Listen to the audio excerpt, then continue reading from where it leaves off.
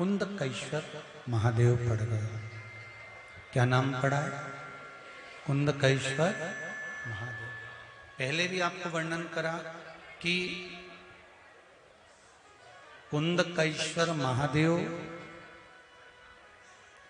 रोग मुक्ति के लिए और शरीर में अगर कोई बहुत बहुत ज्यादा तकलीफ जब होने लगती है, दुख जब पड़ने लगता है, बहुत कष्ट जब होने लगता है, तो कुंदकेश्वर महादेव का स्मरण किया जाता है।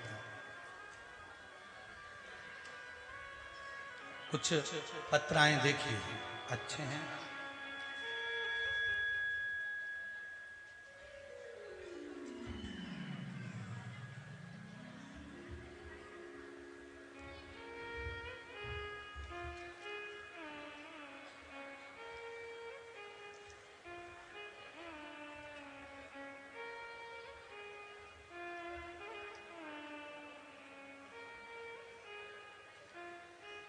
पुष्पा सेन इंदौर से हैं, कहीं बैठी हो तो हाथ हिला सकती हैं। पुष्पा सेन इंदौर से, आवाज पकड़ रहा है बाबू। पुष्पा सेन इंदौर से कहीं बैठी हो तो दोनों हाथ हिलाएं। मैंने मेरी बहू की सोनोग्राफी 21/12/2021 को शंभू 21/12/2021 को कराई थी। उस सोनोग्राफी की रिपोर्ट में आया कि बच्चा मंदबुद्धि होगा। डॉक्टरों ने कहा कि बच्चा मत रखो। फिर हमने शिवजी पर जल चढ़ाना शुरू कर दिया। फिर हमने 7 दिन बाद फिर सोनोग्राफी कराई तो रिपोर्ट नॉर्मल आई। फिर मेरी बहू को 7वें महीने में ही डिलीवरी हो गई, पुत्र हुआ। बच्चा कमजोर होने के कारण डॉक्टरों ने उसे कम से कम 1 महीने भर्ती करने को कहा, रखा। फिर मेरी सासू जी ने सीहोर कुबेरेश्वर धाम लाने को मुझसे कहा और शिवजी पर जल चढ़ाकर उस पानी को बच्चे को कुछ मात्रा में दूध के साथ में 1-1 बूंद देना प्रारंभ करा।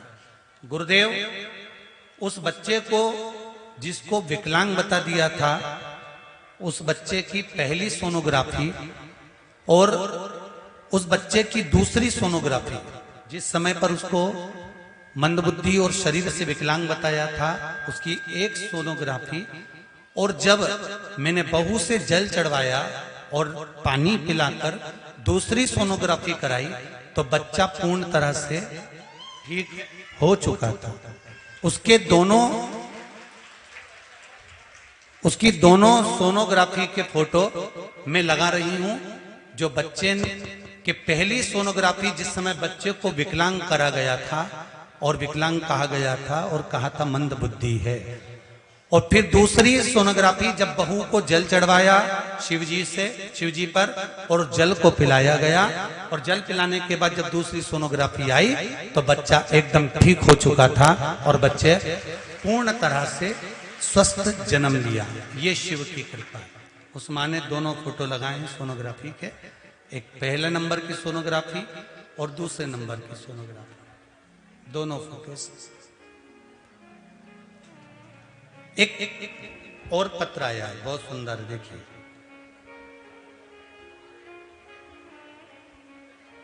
स्वाति सुधीर लोहारकर महाराष्ट्र के नासिक जिले में देवगांव निफाड़ से आई हैं। कहीं बैठी हो तो हाथ हिलाइएगा। मेरे पेट में बहुत दर्द था तो मेरे बेटा और मेरे रिश्तेदार मुझे पुणे के दीनानाथ मंगेशकर हॉस्पिटल लेके गए। डॉक्टर ने जांच की और बच्चादानी में गठान बताई। ऑपरेशन भी बहुत कष्टमय बताया, खर्चा भी बहुत था, पर लाखों रुपए का खर्चा भी बताया। बचने के कोई आसार तत्व, क्योंकि जो गांठ थी उसकी मात्रा बहुत बड़ी थी, तो बचने की उम्मीद थोड़ी कम ही थी। पर मेरे भोलेनाथ पर भरोसा था। मैं लॉकडाउन से परिवार के साथ शिव महापुराण कथा देखती हूँ। और मेरी बहू ने पशुपतिनाथ का व्रत किया। मैंने हॉस्पिटल से आते ही सीहोर आने का फैसला किया और दिनांक 3 फरवरी 2022 को हम सीहोर आए और दर्शन किया। पंडित जी, एक नारियल के पानी का शिव के अभिषेक का वर्णन आपने पहले कथा में किया था, वो करना प्रारंभ करा। उस नारियल के पानी का अभिषेक कर उस पानी का आचमन करना प्रारंभ करा। मेरे बच्चेदानी की गांठ गल गई और ऑपरेशन टल गया। फिर जांच कराई, उसमें ऑपरेशन नहीं बताया। ये शिव है, ये शंकर है। औघड़ी